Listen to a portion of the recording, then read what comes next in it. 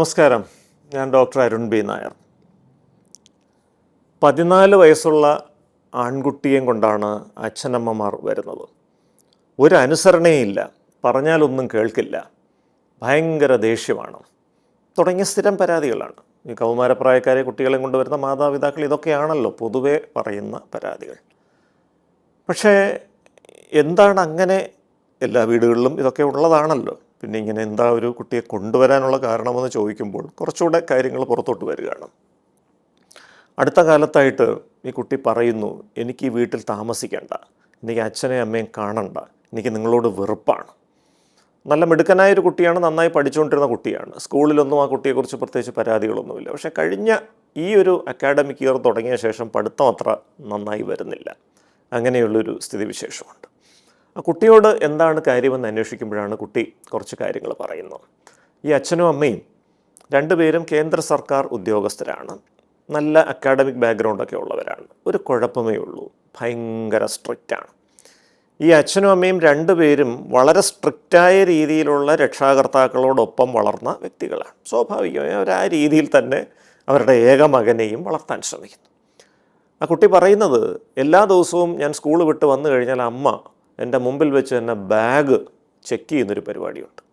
ആ ബാഗിനകത്ത് എന്തെങ്കിലും പ്രശ്നമുള്ള സംഗതികളുണ്ടോ എന്നാണ് നോക്കുന്നത്. ഞാൻ മുറിയിൽ കയറി കതകടച്ചിരുന്ന് കഴിഞ്ഞാൽ 2 മിനിറ്റ് കഴിഞ്ഞാൽ ഉടനെ തട്ടും.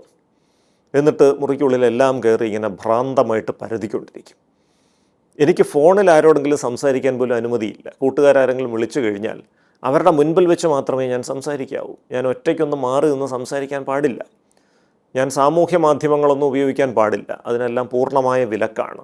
എൻ്റെ കൂട്ടുകാർക്ക് പലർക്കും സ്വന്തമായിട്ട് മൊബൈലുണ്ട്, എനിക്ക് മൊബൈൽ വാങ്ങി തന്നിട്ടില്ല. മൊബൈൽ വാങ്ങി തരണമെന്ന് എനിക്ക് നിർബന്ധവുമില്ല. പക്ഷേ എന്തെങ്കിലും ഒരു അത്യാവശ്യ കാര്യം എൻ്റെ കൂട്ടുകാരോടൊന്ന് ആശയവിനിമയം നടത്തണമെന്നുണ്ടെങ്കിൽ എനിക്ക് നിവൃത്തിയില്ല. എൻ്റെ കൂട്ടുകാർക്കെല്ലാം പല സാമൂഹ്യ മാധ്യമങ്ങളിലും അക്കൗണ്ടുണ്ട്, എനിക്ക് അങ്ങനെയൊന്നുമില്ല. ഒരു വാട്സാപ്പ് ഗ്രൂപ്പ് എന്തോ സ്കൂളിൽ ഉണ്ടാക്കിയിട്ടുണ്ട് കുട്ടികളുടെ പ്രോജക്റ്റുമായി ബന്ധപ്പെട്ടിട്ട്, അതിൽ പോലും ഞാൻ അംഗത്വം എടുക്കുന്നതിന് വിലക്കാണ്. ഇങ്ങനെ ഞാൻ മുന്നോട്ട് പോയിട്ട് എന്ത് കാര്യമാണുള്ളത്? എൻ്റെ സ്വാഭാവികമായ വളർച്ചയെ എൻ്റെ അച്ഛനും അമ്മയും നശിപ്പിച്ചുകൊണ്ടിരിക്കുകയാണ് ചെയ്യുന്നത് എന്നൊക്കെ പറഞ്ഞ് വളരെ അങ്ങേയറ്റം ശകാരവർഷം ചൊരിയുന്ന രീതിയിലാണ് ആ കുട്ടിയുടെ സംസാരം. അപ്പോൾ ഇവിടെ നമ്മൾ എന്താണിതെന്ന് വിശദമായിട്ട് മനസ്സിലാക്കാൻ ശ്രമിക്കുമ്പോഴാണ് നമ്മൾ ഹെലികോപ്റ്റർ പേരൻറ്റിങ് എന്ന് പറഞ്ഞൊരു രീതിയുണ്ട്. ഈ ഹെലികോപ്റ്ററിൻ്റെ ജോലി എന്താ? ഹെലികോപ്റ്റർ റോന്ത് ചുറ്റിക്കൊണ്ടിരിക്കുമെന്ന് പറയും. അതായത് ഒരു പ്രത്യേക മേഖലയിൽ എന്തെങ്കിലും ഭരണകൂടത്തിനെതിരായിട്ടുള്ള കാര്യങ്ങൾ നടക്കുന്നുണ്ടോ എന്നുള്ളതൊക്കെ മനസ്സിലാക്കാൻ വേണ്ടി ഹെലികോപ്റ്റർ റോന്ത് ചുറ്റുന്നത് സ്വാഭാവികമാണ്. അതേ രീതിയിലാണ് ഹെലികോപ്റ്റർ പേരൻസും ചെയ്യുന്നത്. അവർക്ക് അവരുടെ കുട്ടികളെ സംശയമാണ്. ആ കുട്ടികൾ വഴിതെറ്റി പോകുമോ എന്ന ആശങ്കയാണ്. അവരുടെ ബാഗിൽ ലഹരി വസ്തുക്കളുണ്ടോ? അവർ പ്രണയബന്ധങ്ങളിൽ ചെന്ന് ചാടുന്നുണ്ടോ? അനാവശ്യമായ സ്വാധീനങ്ങൾക്ക് വിധേയരാകുന്നുണ്ടോ? ഇങ്ങനത്തെ സംശയങ്ങളാണ്. ഈ സംശയം നിരന്തരമായിട്ടിങ്ങനെ പ്രകടിപ്പിച്ചുകൊണ്ടിരിക്കുമ്പോൾ ആ കുട്ടിയുടെ മനസ്സിലും ഈ മാതാപിതാക്കളോടൊരു വല്ലാത്തൊരു വെറുപ്പ് വരികയാണ്. ഇപ്പോൾ ഒരു മനുഷ്യനെ സംബന്ധിച്ചുള്ള മനുഷ്യൻ്റെ മനുഷ്യത്വത്തിൻ്റെ വളരെ പ്രധാനപ്പെട്ടൊരു ഘടകമെന്ന് പറയുന്നത് പരസ്പര വിശ്വാസത്തിൽ അധിഷ്ഠിതമായ ദീർഘകാല അടിസ്ഥാനത്തിലുള്ള വ്യക്തിബന്ധങ്ങൾ രൂപപ്പെടുത്താനുള്ളൊരു കഴിവാണ്. To build trusty relationships based on mutual consent and trust എന്നുള്ളതാണ് ഒരു മനുഷ്യൻ്റെ സ്വാഭാവിക വളർച്ചയുടെ അടിസ്ഥാനം. ഇതിന് തടസ്സം നിൽക്കുന്ന രീതിയിലാണ് ഈ ഹെലികോപ്റ്റർ പേരൻറ്റിങ് പോകുന്നത്. ഈ ഹെലികോപ്റ്റർ പേരൻറ്റിങ്ങിൻ്റെ അടിസ്ഥാനം തന്നെ ഈ ട്രസ്റ്റിൻ്റെ ഇല്ലായ്മയാണ്. എനിക്ക് നിന്നെ വിശ്വാസമില്ല എന്ന് പറയാതെ മാതാപിതാക്കൾ പറയുകയാണ് അവരുടെ പ്രവൃത്തികളിലൂടെ. അങ്ങനെയുള്ള ഒരു രക്ഷിതാവിൻ്റെ ഈ പറഞ്ഞ വളർത്തൽ രീതിയിലൂടെ വളർന്നു വരുന്ന കുട്ടികളെ സംബന്ധിച്ചുള്ള അവർക്കും ആരെയും വിശ്വാസമില്ല. കാരണം മാതാപിതാക്കൾ കൊടുക്കുന്നൊരു സന്ദേശം അതാണ്, ആരെയും വിശ്വസിക്കാൻ കൊള്ളില്ല, ആരെയും വിശ്വസിക്കാൻ പാടില്ല എന്നുള്ളൊരു കാര്യമാണ്. അപ്പോൾ കുട്ടികളുടെ മനസ്സിലും പതിയെ പതിയെ പതിയെ അത്തരത്തിലുള്ള ചിന്താഗതികൾ വരികയാണ്. അവർക്ക് മാതാപിതാക്കളോടുള്ള വിശ്വാസം കുറയുന്നു, കൂട്ടുകാരോടുള്ള വിശ്വാസം കുറയുന്നു. കാരണം എന്തിനും ഏതിനും തന്നെ സംശയിക്കുന്ന മാതാപിതാക്കളാവുമ്പോൾ ഈ മാതാപിതാക്കളുടെ ഇടപെടലിനെ തുടർന്ന് എല്ലാ മനുഷ്യരും നമ്മളെ പറ്റിക്കാൻ ശ്രമിക്കും എന്നുള്ളൊരു ധാരണ, ഒരു പാരനോയിഡ് പേഴ്സണാലിറ്റി ട്രെയ്റ്റ് ഈ കുട്ടിയുടെ മനസ്സിലും വരികയാണ്. അപ്പോൾ കൂട്ടുകാരോടുള്ള ഇടപെടൽ അത് പ്രതിഫലിക്കും.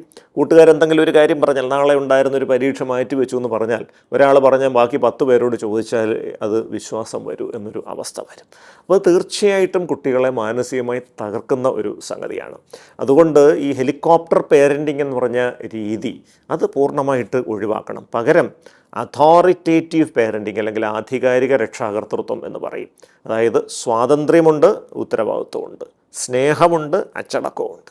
ഒരു നിശ്ചിത സമയം അവർക്ക് ജീവിതം സ്വന്തം നിലയിൽ എക്സ്പ്ലോർ ചെയ്യാനുള്ള അവസരം കൊടുക്കാം. അനുഭവങ്ങളിലൂടെ ചില പാഠങ്ങൾ പഠിക്കാനും ചില തിരിച്ചടികൾ നേരിടാനും അതിനെ മറികടക്കാനുമുള്ള ഒരു അതിജീവന ശേഷി വികസിപ്പിക്കാനുമുള്ള അവസരങ്ങൾ കൊടുക്കാം. പക്ഷേ അപ്പോഴും എന്ത് പ്രശ്നമുണ്ടെങ്കിലും നിനക്കിവിടെ ചർച്ച ചെയ്യാം, ഞങ്ങൾ നിൻ്റെ കൂടെ ഉണ്ട് എന്ന ഒരു ആത്മവിശ്വാസം കുട്ടികൾക്ക് കൊടുക്കുകയും ചെയ്യണം. അപ്പോൾ ഈ ഹെലികോപ്റ്റർ പേരൻറ്റിങ് രീതിയിൽ നിന്ന് മാറി അതോറിറ്റേറ്റീവ് പേരൻറ്റിങ്ങിലേക്ക് മാറുന്നതോടുകൂടി മിക്കവാറും ഇത്തരം പ്രശ്നങ്ങൾ അവസാനിക്കുകയാണ് പതിവ്. നന്ദി, നമസ്കാരം.